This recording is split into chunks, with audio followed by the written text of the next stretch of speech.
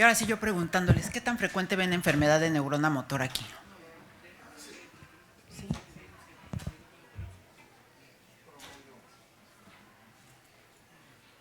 Nosotros decimos que con la pandemia, ¿dónde llegaron o a dónde fueron? Porque ya no llegaron al hospital, ¿no? La verdad ya no. No. En promedio no vemos muchos, como unos 9 o 10 al año. Pero sí, ahora sí, en los años de 20 y 21 que fue hospital COVID nuestro hospital, pues decimos, pues no, ya no. Nos quedamos impacientes literal porque ya no supimos qué pasó con ellos, ¿no? Sobre todo los de recién diagnóstico, ¿no? Bueno, vamos a hablar acerca del abordaje neurofisiológico en enfermedades de la neurona motora. Como sabemos, la esclerosis lateral amiotrófica es la más frecuente o la más representativa que vemos de las enfermedades dentro del grupo de enfermedades de la unidad de la neurona motora, ¿sí? Tenemos enfermedades de neurona motora que se presentan a una edad más temprana, que generalmente tienen que ver con trastornos genéticos, ¿sí? De origen hereditario, pero la más representativa que llegamos a ver es la famosa enfermedad de Lou Gehrig, y de ellas, acuérdense en un porcentaje que es mínimo, llega a ser genético, y la mayoría se presenta de manera esporádica, que yo creo que es igual que ustedes, ¿no? Sin embargo, ahorita voy a comentar unos detallitos, ¿no?, de esta enfermedad. Esta enfermedad vamos a tener, prácticamente la vamos a clasificar en 3 grandes grupos que son los que llegamos a ver en frecuencia por representación. El primero es esclerosis lateral amiotrófica. Entonces, la enfermedad de la neurona motora quiere decir que va a haber alteración, disfunción de la neurona de la corteza, la neurona motora superior, como la que se encuentra a nivel de la médula espinal, que sería la neurona motora inferior, ¿no? Entonces, tienen que coexistir esta disfunción, estos mecanismos que se están dando para generar la apoptosis de estos grupos celulares que se van a manifestar con la debilidad, ¿no? El síntoma, digamos, pivote. Y dentro de este grupo de enfermedades de neurona motora tenemos la atrofia muscular progresiva, en la cual predomina más lo que sería una clínica de un síndrome de neurona motora inferior, que yo creo que esta es la que nos puede causar en un momento duda, como, no duda, sino como, sí, duda diagnóstica, porque pues no cumple todos los criterios habidos y por haber, así, una neurona, una ELA clásica que vemos, ¿no? Decimos, ay, pues probablemente es ELA, huele a ELA y camina como ELA, ¿no? Pero cuando vemos nada más estos datos de neurona motora inferior, nada más delimitados a un segmento, ¿no?, y que no progresa y que tiene una lenta progresión, entonces a veces eso es lo que hace que hasta el paciente llegue de manera tardía con nosotros a que lo valoremos como clínicos, ¿no? Primero andan en otras especialidades. Y la esclerosis lateral primaria, donde la principal disfunción que vamos a tener va a ser de la neurona motora superior, ¿no? También de una lenta progresión, ¿sí? Sabemos que es una enfermedad con un curso progresivo, un desenlace fatal, que va a condicionar pues la muerte de los pacientes, un discreto predominio en el género masculino, y que la observamos regularmente a partir de los 50 años, está descrito desde los 40, ¿no? 40 años, pero a partir de los 50 vemos mayor incidencia, ¿no? Tenemos estas variantes regionales de la esclerosis lateral amiotrófica y se las pongo aquí porque son las que tal vez cuando tenemos un paciente que nos llega así, pues de primera instancia como que no pensamos que se trate de una enfermedad de neurona motora, o no que llegue con nosotros, se ha referido a nosotros por estos síntomas, pero ya fue, como les decía, visto por otras especialidades antes que nosotros, ¿no? Tenemos lo que es el síndrome de los brazos sueltos, por decir, y la pierna suelta, que están todos así como muñequitos de trapo, yo les digo como títeres, ¿no? Y en los cuales va a predominar los síntomas de neurona motora inferior y tiene una lenta progresión. Y esto que quede aquí, tal vez no vemos tanta evolución, o cuando lo pedimos el estudio electrodiagnóstico no vemos tan manifiesta la sintomatología, tan difusa, tan dispersa, ¿no? Entonces eso nos haga que necesitemos un seguimiento estrecho con estos pacientes clínicos. Y en su momento, si tenemos que reconsiderar el diagnóstico, electromiográfico, ¿no? Esta predomina más en los hombres, la que es de las piernas sueltas en las mujeres, ¿sí? Y el involucro de neurona motora superior generalmente va a ser de manera más tardía, ¿no? O es muy sutil. La presentación vulvar, yo creo que es la otra presentación frecuente que llegamos a ver. Predomina más la ELA, acuérdense en la presentación de lo que sería cervical y lumbar, ¿no? Manifestación la braquial o lumbar, ¿no? El inicio de los síntomas, eso yo creo que representa como el 80% y un 15 a 20% la presentación vulvar, donde también van primero con el gastro, con el otorrino, antes de llegar con nosotros como neurólogos, ¿no? La variante hemipléjica también la llegamos a ver en menor frecuencia, y aquí la característica, recuerden que los síntomas de disfunción de neurona motoras va a estar localizado a un hemicuerpo, con el tiempo va a progresar al lado contralateral, pero siempre va a haber un involucro, recuerden, del lado que empieza la enfermedad, ¿no? Tiene ese componente de inicio asimétrico, ¿no? A pesar de que afecte los segmentos, el mismo segmento, tiene un componente de evolución asimétrico. Ahora bien, vamos a tener los datos de disfunción de neurona motora inferior, como vemos en este primer video. Si le puede poner, por favor, para que corra.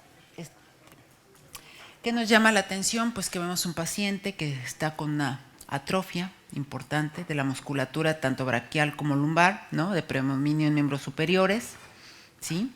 Aquí vean, inclusive se ve asimétrico, predomina un poquito más en el brazo izquierdo. La falta de tono, fasciculaciones que estamos viendo aquí en este paciente, bueno, son muy sutiles, aquí se alcanzan a ver. Entonces, esa debilidad, la atrofia, la disminución de tono nos habla del involucro de la disfunción de la neurona motora inferior. Me pasa el siguiente video, por favor. En cambio, en el video que tenemos en el lado derecho, aquí observamos que hay una hiperreflexia. ¿Sí? Acuérdense que también encontramos el Babinski, a veces encontramos pura neurona motora inferior y nada más de superior. Cuando exploramos encontramos el reflejo anormal, que es el Babinski, ¿no? A la exploración neurológica de nuestros pacientes, ¿no? Ay, perdón, me regresé. O tenemos también los datos de disfunción de neurona motora inferior en miembros superiores con cierta hipotrofia. Acuérdense que les gusta empezar a nivel más distal, ¿no?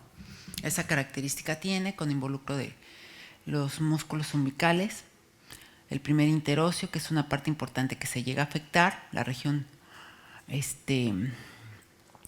tenar, como vemos también aquí en la fotografía.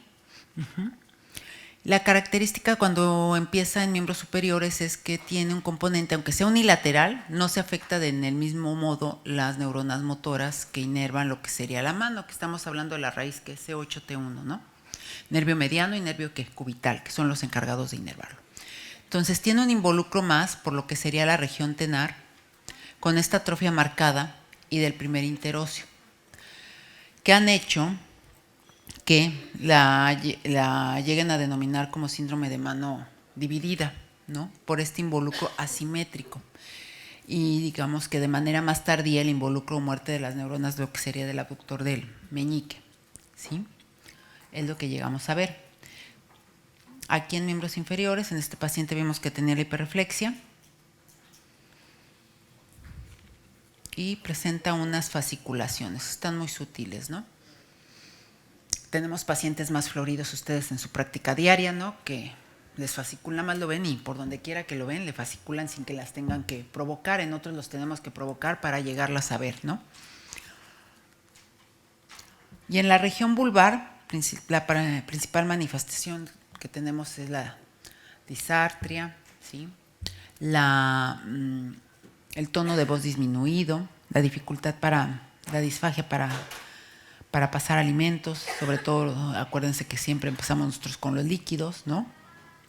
La atrofia que tenemos aquí y finalmente puede llegar hasta la anartria, ¿no? En estos pacientes.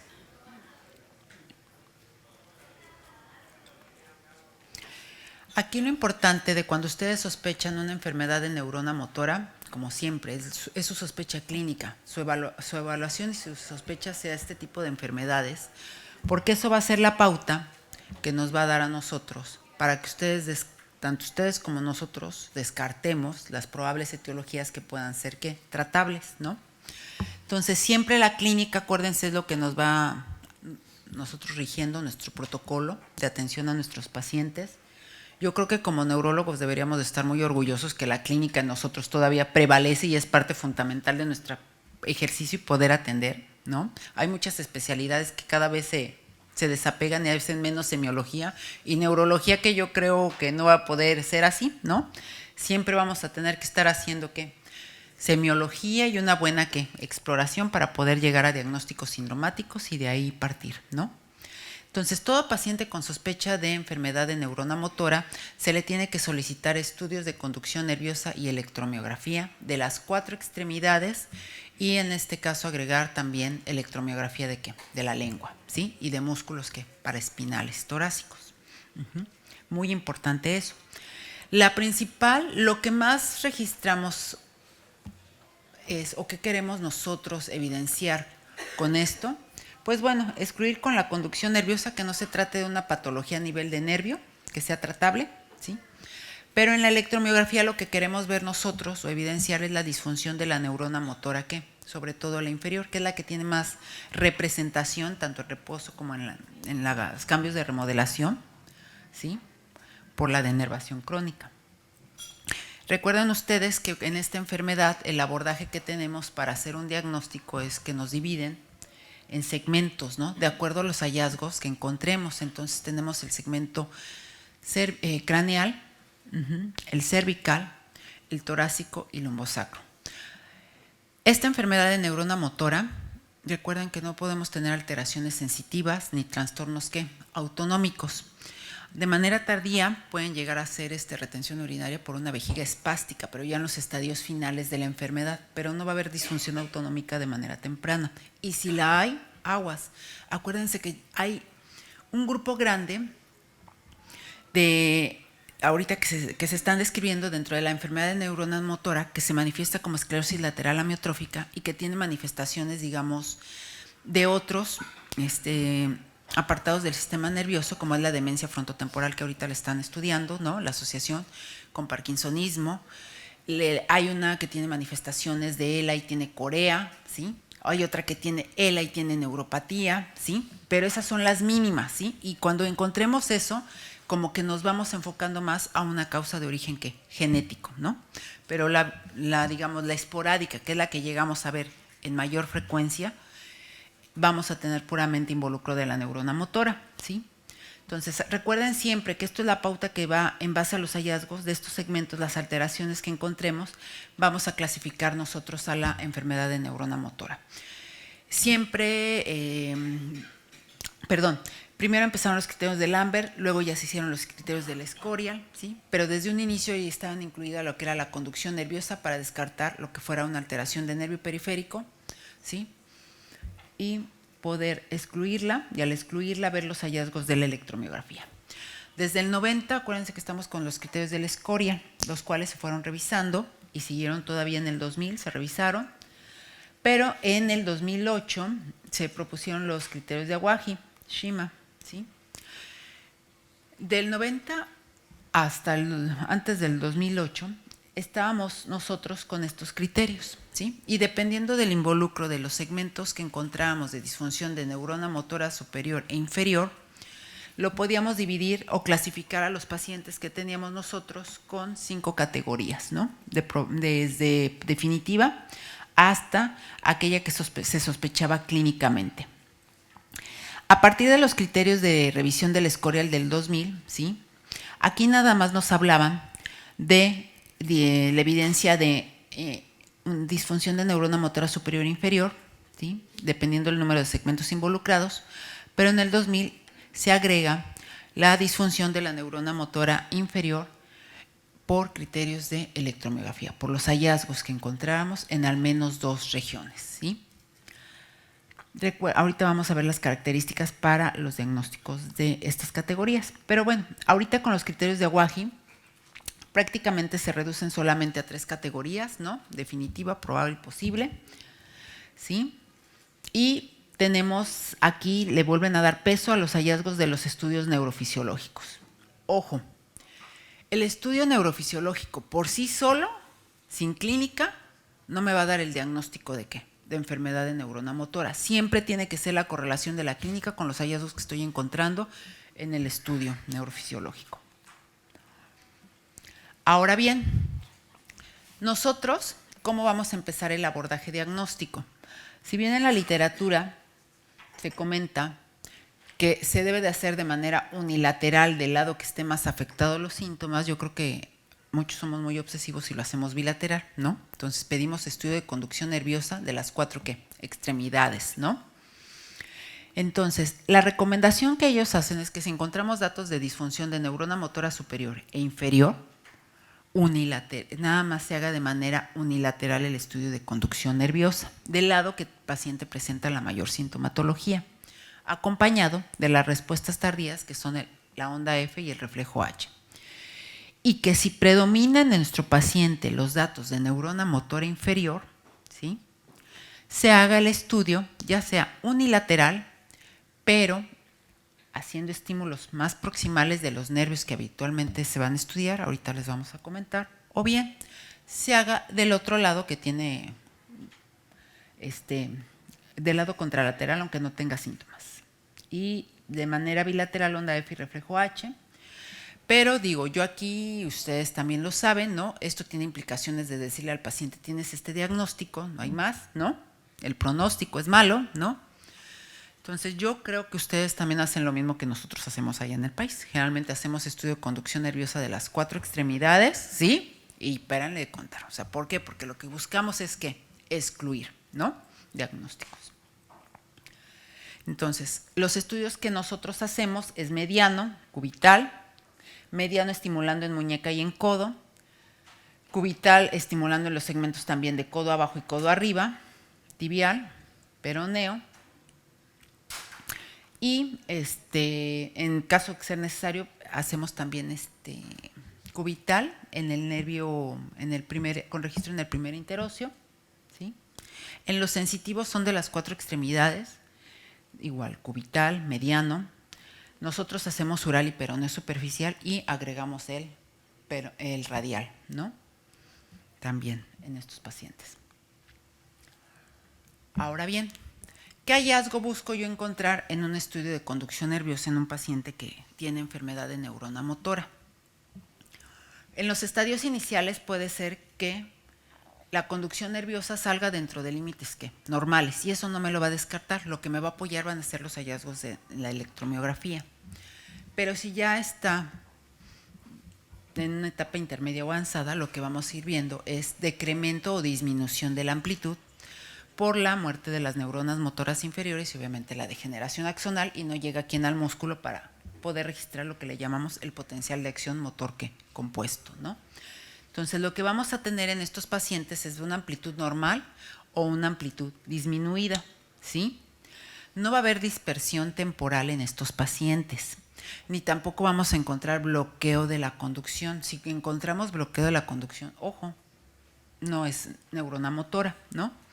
Y vamos a encontrar estos hallazgos de la baja amplitud pueden estar acompañados de aumento de su latencia distal y disminución de su velocidad de conducción nerviosa, pero no dentro del criterio que tenemos nosotros para catalogarlo como una enfermedad desmielinizante, ¿no? Entonces, eso es muy importante. Si encuentran ustedes o les reportan a ustedes en su estudio que su paciente, que le están haciendo la conducción nerviosa, y encuentran en las respuestas motoras latencias distales prolongadas mayor al 130% del límite superior normal, encuentran bloqueo de la conducción, o sea, una caída en la amplitud, ¿sí? O encuentran dispersión temporal, que vean el potencial de mayor duración. Recuerden que esto sería la duración, y si aumenta más de un 15% hablamos de dispersión temporal, ¿sí? Y disminución marcada de la conducción nerviosa dentro del parámetro desmielinizante, pues eso ya me descarta que lo que estoy viendo es enfermedad de neurona motora, ¿no? Entonces, la neuropatía que más frecuente se relaciona es la neuropatía motora con bloqueo multifocal, ¿sí? La que acaba de presentar el doctor Zavala, que no la vemos tan frecuente. Y el otro que vemos es la polirradiculopatía crónica desmielinizante, que también sería otro diagnóstico diferencial, ¿sí? Yo creo que esa la vemos más que la otra, ¿no? Entonces, si ustedes encuentran estos, pues no piensen en neurona motora para nada. ¿Sí? Hay que descartarlo. Y como son patologías que son inmunomediadas, el tratamiento, como explicaron, hay tratamiento, ¿sí? Y el pronóstico es mejor para los pacientes. Tal vez funcionalmente no es de que les den la inmunoglobulina y si los agarran ya en un estadio muy tardío, ¿no? Recuperen, quieran estar 100%, pero bueno, al menos no van a, de manera a corto plazo, fallecer por eso, ¿no? Entonces, por eso es lo importante que nosotros hagamos la conducción nerviosa motora. Salud. Ahora, aquí está. Entonces, aquí está un ejemplo, ¿no? Si yo le estimulo en muñeca y en la fosa antecubital tengo esta caída de la amplitud, ¿sí? Esto es un bloqueo ¿de qué? De la conducción, ¿no? Y mis sensitivos son normales. Está como el caso de Zavala. Se me hace que te lo copié. Ay, sí. No. Entonces es como el que acabas de presentar, que los sensitivos estaban normales, ¿sí? En el radial. Y en el caso de la neuropatía motora con bloqueo multifocal de la conducción, el nervio que es más sensible, por decirlo así, es el radial motor, ¿no? Para detectar estos bloqueos, ¿sí? Entonces, estas serían nuestras banderas rojas en el estudio de conducción nerviosa motora. Si encontramos esto, pues ya no... Pasamos al siguiente capítulo de diagnósticos diferenciales, nos ponemos a leer para ver cuál de todos esos cumple nuestro paciente, ¿va? Ahora bien, si nos queda duda si es ELA o no ELA, porque podemos hacer estudios en los segmentos proximales y no agregar el radial, pero si parece ELA, camina como ELA y no me suena como que es una neuropatía motora multifocal, ¿no?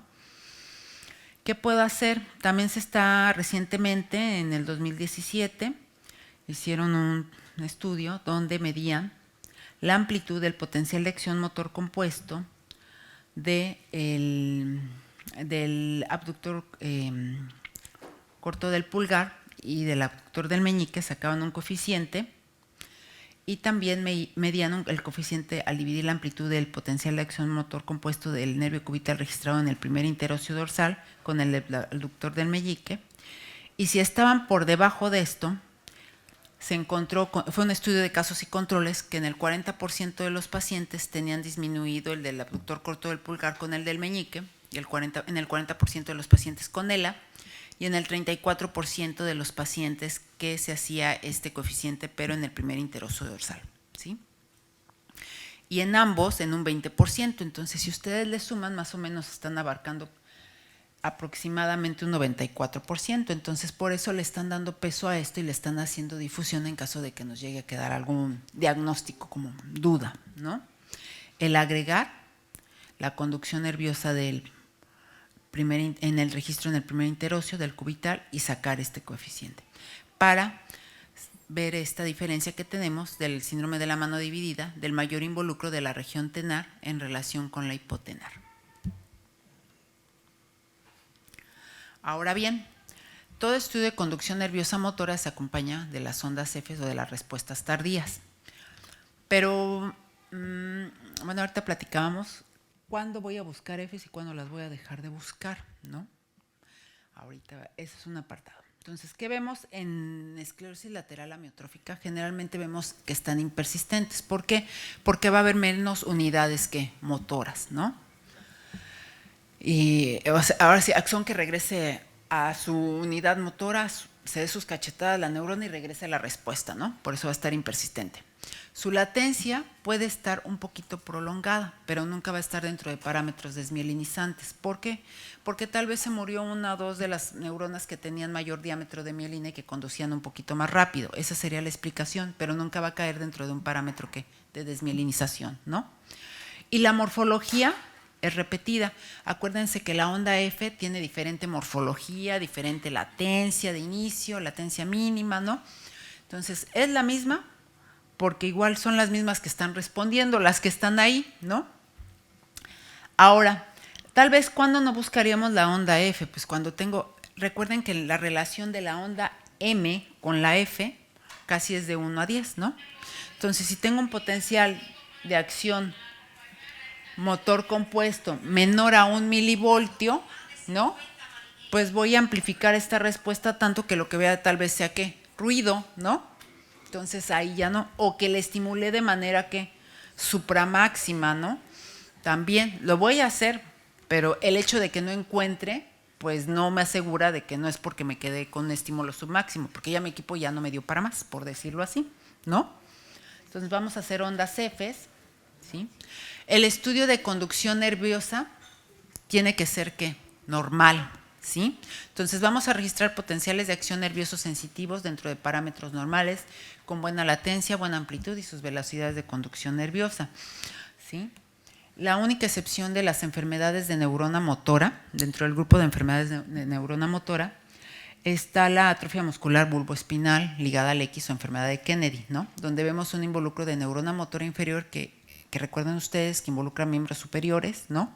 Y la musculatura vulvar, que hay ginecomastia y demás, donde pueden estar, como hay alteración del ganglio de la raíz dorsal, los potenciales de acción nerviosos sensitivos pueden estar ausentes o anormales, de bajita amplitud, ¿no? Entonces, en términos generales, en ELA la conducción nerviosa sensitiva debe de estar normal. Claro que eso no le quita que mi paciente sea torto y cacarizo, como les digo, ¿no? Que en Kitty tenga un túnel del carpo, pero por otra patología, ¿no? O ya está tan postrado, ¿no? Que tal vez se le está comprimiendo el peroneo, ¿no? De que lo tienen de ladito y ahí se le comprimió, o en la fosita del cubital, ¿no? Entonces, por eso hay que tener cuidado y ver todo el contexto clínico que pudiera explicarnos en caso de encontrarlos. Ver qué lo puede provocar y obviamente no lo tiene que justificar el resto de la manifestación difusa de la disfunción de la neurona motora, ¿no? Entonces, ya que le hicieron la conducción nerviosa y le pidieron la conducción nerviosa y ya vieron que les dio normal o cambios axonales en la motor y lo sensitivo está bien, ahora ya llegamos los villanos de la película, ¿no? Vamos con la aguja, ¿no? Entonces, forzosamente no hay otro parámetro para evaluar lo que sería la función de la unidad motora hasta el momento, que sea no tan invasivo. Tenemos solamente la electromiografía con aguja, ¿no? Así como dice el paciente. ¿Y no hay de otra, doctora? ¿No hay otra forma? No hay otra forma. Qué pena nos da. Pero tenemos que explicarle al paciente, también no sean villanos, cuando lo manden con sus compañeros, expliquen más o menos en qué consiste, ¿no? Porque si no, eso no me dijo el doctor, no me dejo, ¿no? Entonces, no van. Hay que cantárselo bonito. Entonces, ¿qué tenemos que hacer? Acuérdense que la enfermedad de neurona motora, al ser una alteración tan difusa, el primer requisito es que tenemos que evaluar los segmentos que están propuestos para nosotros ver la disfunción de la misma, ¿no? Entonces tenemos el craneal, el cervical, el torácico y el lumbar. Pero la característica que tienen que tener es que deben de tener diferente inervación nerviosa y de raíz el músculo que voy a evaluar. ¿Por qué? Porque si no se puede confundir y estoy evaluando los mismos, tal vez que tengan un compromiso a nivel radicular o una mononeuropatía. Entonces, es requisito que sean músculos que estén inervados por diferente raíz y por diferente nervio. Y que soliciten ustedes, digo, ustedes tienen la ventaja que si se los hace algún compañero de neuro va más orientado, o el rehabilitador a veces pica un poquito más, ¿verdad? Pero bueno, siempre pidan músculos tanto proximales como distales que se evalúen. Y no importa que no tengan sintomatología, porque acuérdense que este estudio nos va a ayudar a ver y registrar en aquellas partes que clínicamente no tenemos aún síntomas, ¿no? Entonces, eso es muy importante, que evaluemos músculos proximales como distales de las extremidades superiores e inferiores, ¿sí? A nivel torácico, no nos queda otra más que valorar lo que sería el reposo, ¿no? Y lo que vamos a evaluar ahí serían los músculos paraespinales. Se recomiendan que no sean los de T12, T11, que sea un poquito más arriba. ¿Y por qué? Porque pueden tener el paciente también compromiso de canal cervical o canal lumbar estrecho, ¿sí? Que es uno de los principales diagnósticos diferenciales. Y en este caso, el hecho de que encontremos nosotros involucro a nivel torácico, pues nos da más apoyo a que se trata de una enfermedad de neurona motora. A nivel vulvar, el músculo que más picamos, se recomienda por lo menos un músculo, ¿no? Pero el que más picamos nosotros o evaluamos sería el músculo geniogloso, ¿no? Y no lo picamos unilateral, pues ya que le picamos, ya que le dimos el piquetito, pues aprovechamos y de una vez los dos lados, ¿no? Y también está indicado el puncionar el macetero, músculos faciales y el esternocleidomastoideo. Pero yo creo que la lengua nos permite estimular de los dos lados. Bueno, estimular, registrar, perdón. Entonces nosotros vamos a encontrar estas disfunciones en estos músculos que estamos evaluando, ¿sí? Vamos a excluir otros diagnósticos. ¿Qué otro diagnóstico en electromiografía podemos excluir? Ya vimos canal cervical estrecho, canal lumbar estrecho, también la miopatía por cuerpos de inclusión, puede ser un diagnóstico diferencial, ¿sí? Y en base a todo esto, pues decir malas noticias en ese sentido, que sería confirmar la probable sospecha de enfermedad de neurona motora o tener otras opciones diagnósticas, ¿sí? Que tengan otro desenlace. Entonces, ¿qué vamos a encontrar en la electromiografía? Recuerden que parte de estos criterios que comparten el Escorial y los de Awaji son los datos que se encuentran en la electromiografía tanto en reposo como durante la contracción parcial y máxima. En reposo lo que estamos registrando son los datos de denervación activa, ¿no? Recuerden que si a nosotros nos funcionaran con un electrodo de aguja y es un músculo sano, lo normal es tener un silencio eléctrico, o sea, calladito se ve bonito nuestro músculo, ¿no? ¿Qué pasa? Cuando hay denervación activa vamos a registrar ondas agudas, fibrilaciones, ¿sí? Y aquí, en el caso del Escorial, ¿sí? Pedía fibrilaciones, ondas agudas, ¿no? Y las fasciculaciones como que no las tomaba tanto, ¿no? Ahorita con Awaji, con que encontremos cualquiera de estos tres potenciales durante el reposo, ya le da peso como si fuera, o traducción a que es de denervación activa, ¿no? Y esto se está dando por las neuronas que se están muriendo, ¿no? Pero bueno, no todas se mueren al mismo tiempo. Las que se iniciaron, las que ahora sí se murieron y las que quedaron viables todavía dentro del proceso de evolución, va a haber un proceso de tratar de compensar, de reinervar, ¿no? Y va a haber cambios en la morfología del potencial de unidad motora. Estos cambios de morfología van a estar dados porque los potenciales de acción se van a volver, ¿qué? Grandotes, ¿no? Yo voy a inervar a las fibras musculares que se quedaron denervadas, ¿no? Porque se murieron mis cuatas, ¿no? Por decirlo así, entonces yo agarro las otras, ¿no? Y también vamos a tener, cuando hacemos la contracción máxima, el involucro de la neurona motora superior, al estar disminuido, la tasa de excitación, es al reclutar pocos potenciales con una tasa lenta, ¿sí? Entonces, prácticamente lo que cambia aquí en Awaji es que tenemos fibrilaciones, ondas agudas y positivas, y fasciculaciones, perdónenme, en los músculos con denervación crónica. Y esto fue lo que hizo que se aumentara la sensibilidad para el diagnóstico de enfermedad de neurona motora. Y recuerden que aquí ya nada más nos quedaron tres categorías, ¿no? Las dos tienen especificidad similar, pero si empleamos los criterios de Awaji, podemos detectar más y clasificar más, mejor a nuestros pacientes, ¿no? Entonces, ¿qué vamos a tener nosotros? La pérdida axonal en curso la vamos a registrar nosotros en reposo con la presencia de fibrilaciones, fasciculaciones, ¿sí? En los músculos que estamos evaluando, ondas agudas positivas, los datos de la pérdida axonal previa, que se van a dar por remodelación por reinervación y que me habla de esa denervación crónica, es que van a crecer estos potenciales, se ven así grandotes, ¿sí? Y cuando le pido que haga el esfuerzo máximo, recluta muy poquitos, ¿no? Vean, aquí tengo un barrido de 500 milisegundos, o sea, es una que otra neurona motora llega ahí a hacer el quite, ¿no?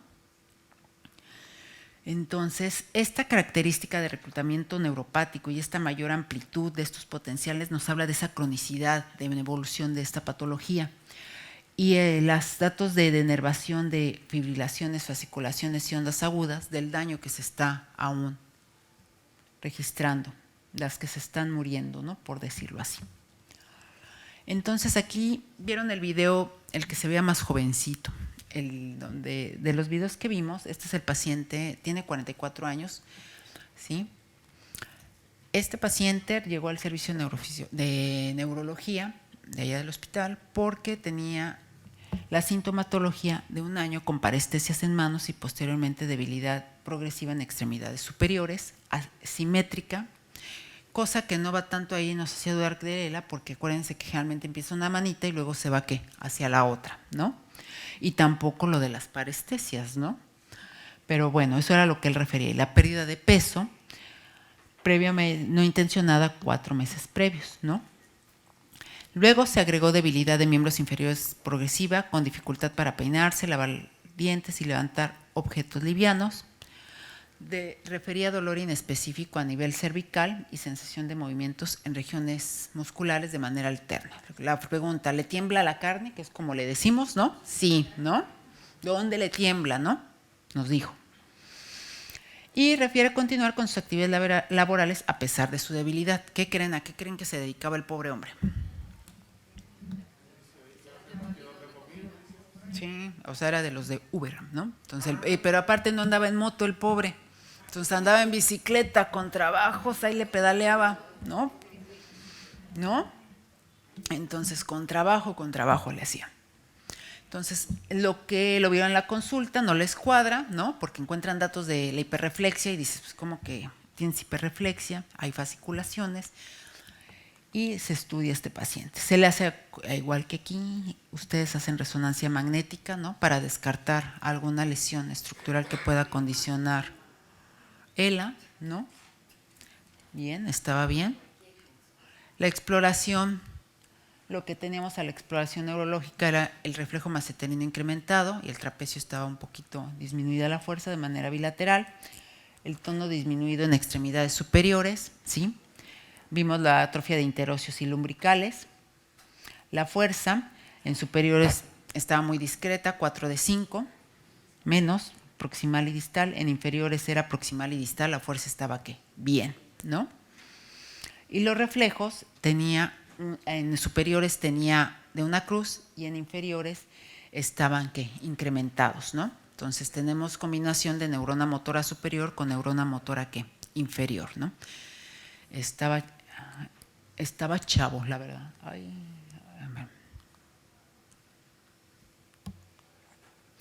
le hacemos el estudio de conducción nerviosa, ¿sí?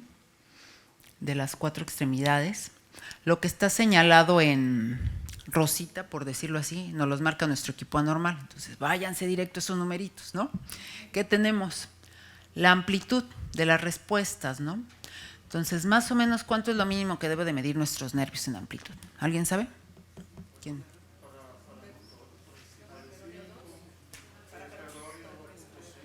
El Contreras es el peroneo siempre, ¿no? El que nos lleva a la contra, ¿no? Pero ustedes cuando vean un estudio de conducción nerviosa, ¿no? Y que les puede llegar por un paciente por polineuropatía, mononeuropatía, cuando vean el excepto del Contreras, como decimos con el doc, es el peroneo, ¿no? Pero nuestros nervios deben de medir mínimo, ¿qué? 5, ¿no? Entonces vemos aquí, tiene aquí peroneo izquierdo de 0.6, el tibial izquierdo de 2.8, y aquí aumento un poquito, 2.9. La conducción está disminuida leve, pero no está en parámetros desmielinizantes. Y aquí era lo que les decía, aquí está el peroneo derecho, está bien, tiene 2.5, aquí baja un poquito, y aquí 35. Es lo único que encontramos. Las Fs están normales, sus latencias, ¿sí? Los sensitivos están normales, ¿sí? Y en la electromiografía, bueno, aquí nada más les puse algunos, tenemos el cubital derecho, ¿sí? Que se ve bajito. Ah, no, está bien, perdóneme, este está bien. Este es el peroneo, el izquierdo que veíamos que está bajito. Aquí estas Fs que están ahí colgadotas, pero acá están persistentes. ¿Y estos qué son? Fíjense. ¿Sí los alcanzan a ver? Vean el barrido. Está a 20 milisegundos y está a 100 microvoltios. Yo les digo, nosotros cerramos a veces el barrido para juntar más de lo anormal y tenerlo, la verdad, y grabarlo, ¿no? Entonces, lo que tenemos aquí es abundantes ondas agudas que positivas, ¿sí? Con algunas fibrilaciones entremezcladas, ¿sí? En este caso es el vasto medial. Les puse los músculos que clínicamente no estaban afectados. ¿Se acuerdan que en miembros superiores tenía fuerza 5 de 5? ¿Recuerdan ustedes? ¿Sí? Y que nada más tenemos la hiperreflexia, ¿sí? Vean aquí el potencial de unidad motora. Estamos a 1 milivoltio. Entonces tengo 1, 2, 3, como 4 milivoltios de amplitud. Están grandotes. Su reclutamiento está disminuido. Estamos con un barrido de 100. Este es de características neuropáticas. Digo, no se vayan a ofender, ¿eh? Yo siempre les digo a los alumnos, mi marido está alto y pelón, entonces digo, acuérdense cómo están grandotes y pelones, así los neuropáticos, ¿no? Y los miopáticos chiquitos y pegaditos, son los montoneros, ¿no? Entonces, en el vasto medial izquierdo tenemos la presencia o el registro de fasciculaciones, ¿sí? En el recto femoral del lado derecho tenemos ondas agudas, fibrilaciones, también de este lado. Los cambios de denervación crónica, vean, en este lado están más acentuados. Tengo una amplitud de 2 milivoltios, ¿no?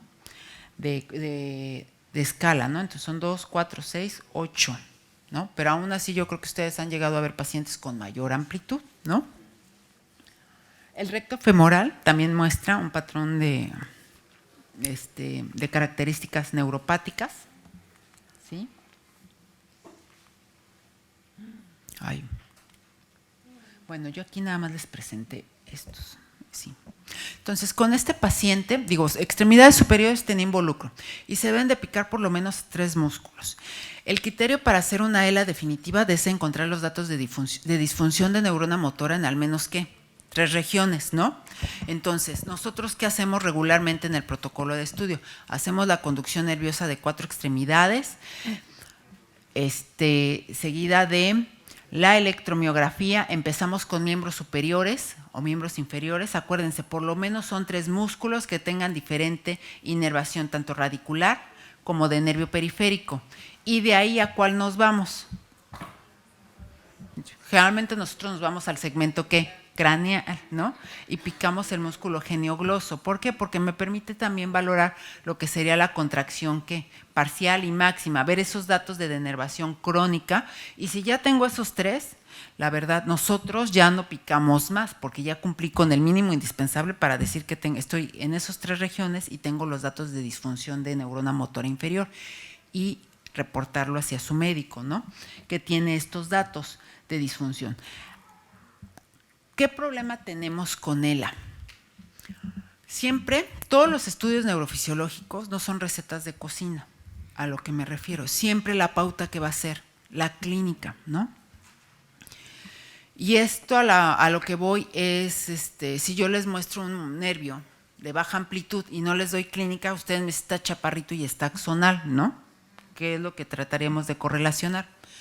Pero ¿qué les digo? ¿Qué tal si es una miopatía inflamatoria? Y por destrucción de fibras musculares podemos tener baja amplitud. ¿Qué tal si es una neurona motora, ¿no? Que ya con pérdida importante de neuronas motoras, ¿no? Y que me va a dar también bajita, ¿qué? Amplitud, ¿no? O un trastorno de la unión neuromuscular, un Eaton-Lambert, que también me va a dar baja amplitud. Entonces, la pura gráfica por sí solita no me dice nada, ¿sí? No me va a dar el diagnóstico. Siempre va a ser la clínica, y en base a la clínica, los que apoyamos como auxiliares diagnósticos para llegar a la hipótesis de ustedes, ¿sí?